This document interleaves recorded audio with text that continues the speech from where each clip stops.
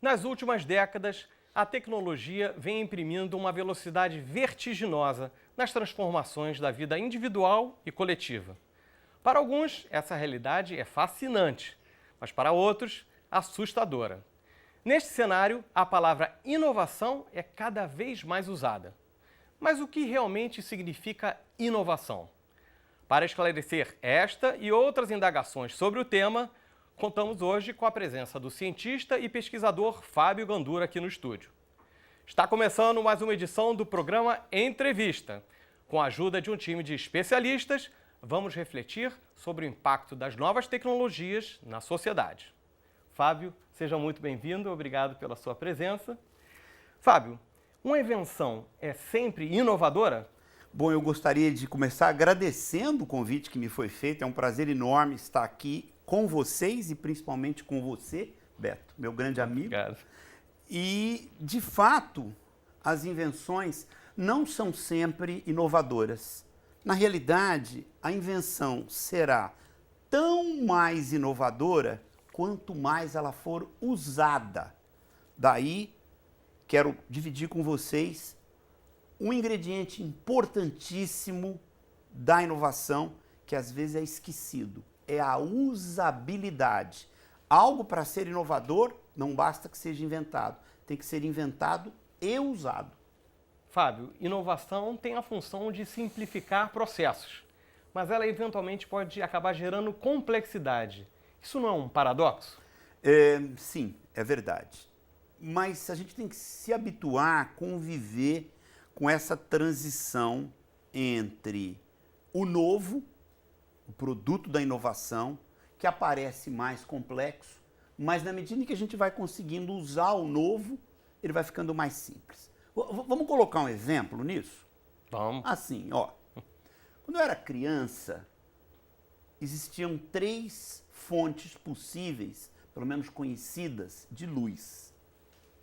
O fogo, o sol e a lâmpada.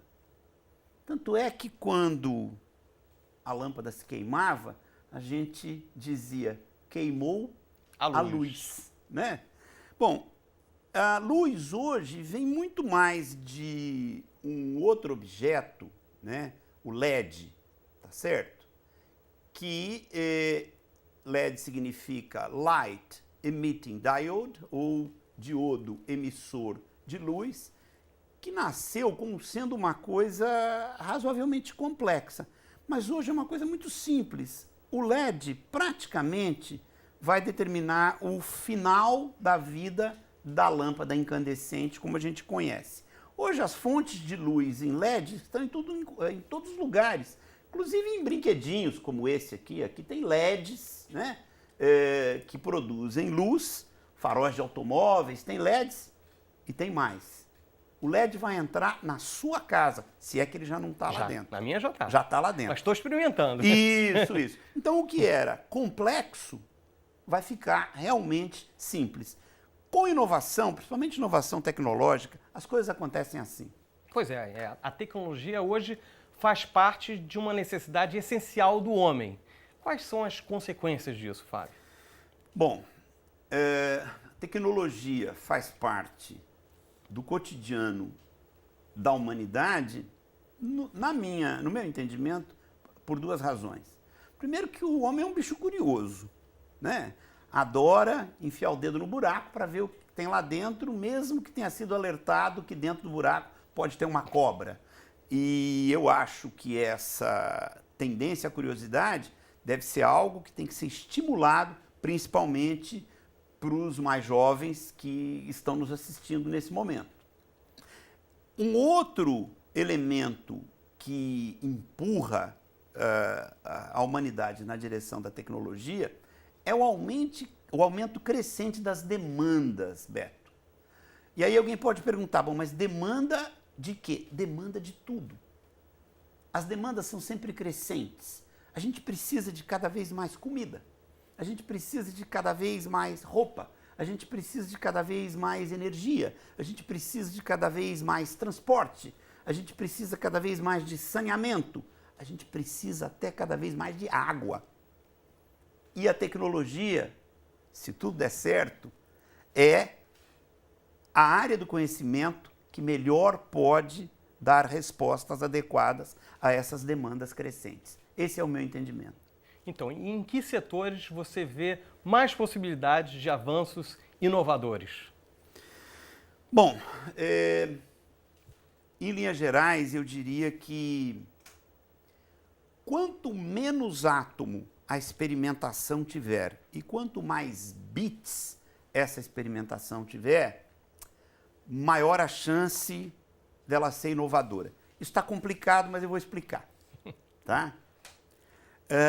Num passado não muito distante, para os pesquisadores, para as pessoas que lidam com pesquisa em ciência, era preciso contar sempre com um ambiente onde eu pudesse experimentar novos conceitos, experimentar conceitos inovadores em átomos. Eu tinha que ter a aguinha colorida que eu misturo com a outra aguinha, que sai a fumacinha e que acende a luzinha, tudo em átomo.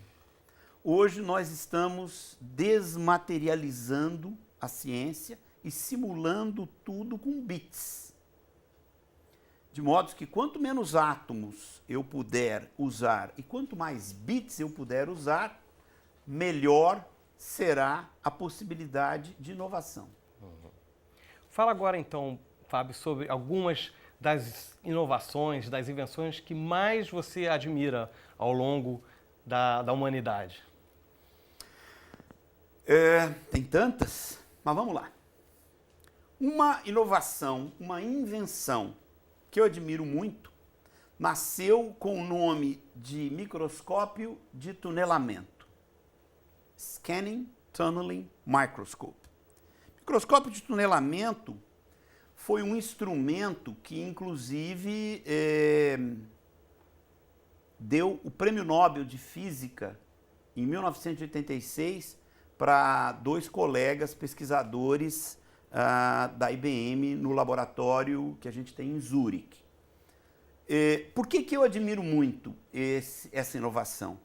Porque ela deu ao homem uma nova dimensão da matéria. Ela chegou o homem perto do átomo, mas do átomo prático e não do átomo teórico.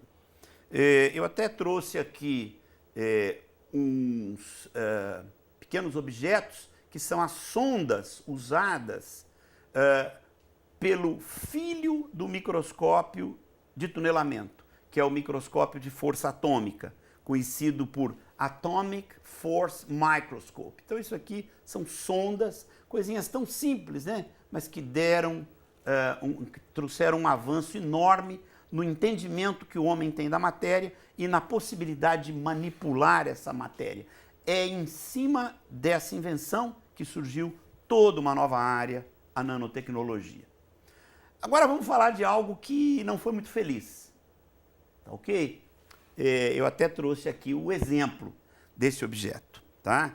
E na realidade, essa invenção aqui, ela não foi muito feliz porque ela veio muito antes do seu tempo, tá ok? O nome desse engenho é Simon. Esse engenho foi projetado, tá? E fabricado e distribuído pela IBM no início da década de 90. E ele realmente não vendeu. O que é isso aqui? Bom, as pessoas estão reconhecendo que isso é um engenho de comunicação, tem uma antena, e por incrível que pareça, isso é um telefone celular. Olha o tamanho, né, do telefone celular, sem falar do peso, perfeito? Mas esse telefone celular, no início da década de 90, tinha coisas que até hoje são objeto de desejo. Por exemplo, ele tinha a tela que podia ser tocada com uma caneta, tá? Tela touchscreen. Essa tela até, tadinha, está quebradinha aqui, tá? Mas eu gosto disso porque é uma relíquia, tá ok? E esse telefone, Beto, sabe o que ele recebia? Não. ele recebia fax. Tá? Porque no início da década de 90, fax era uma coisa muito importante, muito importante. Então esse era um celular que recebia fax, tá? Atendendo a uma demanda daquele momento na sociedade, dentro do lado comercial dessa sociedade. Caros telespectadores, esse telefone foi habilitado no Rio de Janeiro. Olha o número dele aqui. Tá? Só que simplesmente, como naquela época a rede de telefonia celular não se comunicava com a rede de telefonia fixa, lembra disso? A rede de telefonia celular só se comunicava com, né? Um celular só se comunicava com outro celular. A meninada mais nova não vai acreditar nisso, mas era assim. E como não tinha muitos celulares, o que aconteceu?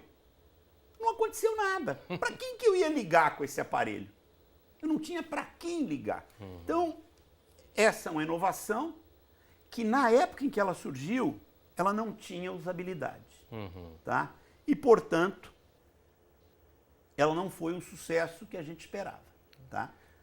E toda tecnologia, então, é positiva ou muitas vezes ela pode ter o seu lado negativo ou atrapalhar a vida das pessoas, ao invés de ajudar? Né? Eu acho que essa pergunta é uma pergunta importantíssima e é um privilégio para mim poder respondê-la, compartilhar a minha resposta, a minha opinião, não só com você, mas principalmente com todos os telespectadores e mais principalmente ainda com os mais jovens. É assim. A tecnologia e a inovação é fascinante, elas são fascinantes, elas são atraentes, elas são um canto de sereia. É aquilo que você sente quando você para na frente de uma vitrine e tem lá o equipamento 3G.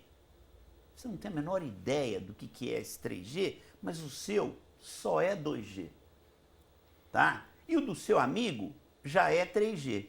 E a namorada dele é tão linda, quem sabe não é por conta do 3G. Né? Então, esse tipo de impulso, esse tipo de fascínio que a tecnologia exerce, tem que ser entendido e tem que ser administrado por cada um. Tecnologia e inovação só fazem sentido se elas estiverem a serviço das pessoas. E nessa hora cabe até a pergunta, bom, mas que pessoas? Qualquer pessoa. Do mais alto executivo do grande banco até a mais humilde professorinha no interior do país. Cada um tem uma necessidade tecnológica. Cada um tem uma necessidade de inovação produzida ou não pela tecnologia. Então, o que a gente tem que fazer, e isso eu faço, essa é a minha bandeira como cientista, a gente tem que procurar sempre colocar a tecnologia a serviço das pessoas. Senão, Beto, vai acontecer o lado ruim. Né? O investimento em tecnologia, o investimento em inovação, que depois não funciona. Então, a preocupação é, sim, se encante com a tecnologia, mas se preocupe sempre em fazê-la funcionar a serviço das pessoas. E é possível que essa pessoa seja você. Queria agradecer a participação, então, do Fábio Gandur. Muito obrigado pela sua presença e agradecer a participação dos que estão em casa, a companhia de vocês. Espero vocês no próximo programa da série Entrevista.